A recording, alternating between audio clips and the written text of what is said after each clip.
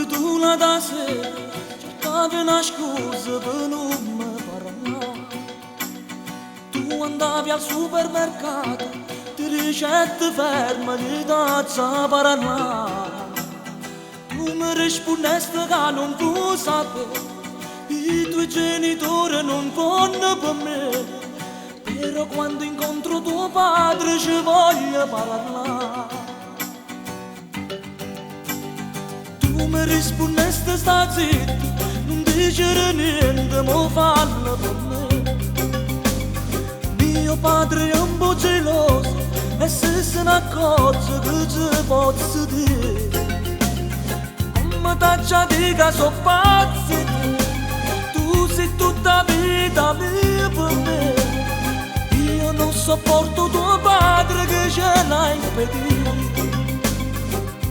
Pensando a te se un giorno mi lascia, pensando a te se un giorno mi pensa, pensando a te se un giorno mi abbraccia, pensando a te,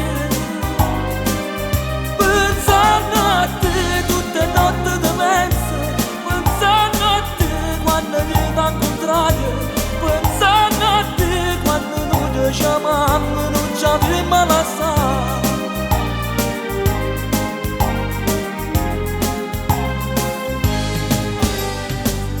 Veramente va bene, se tu sei d'accordo ce ne andiamo a scappare.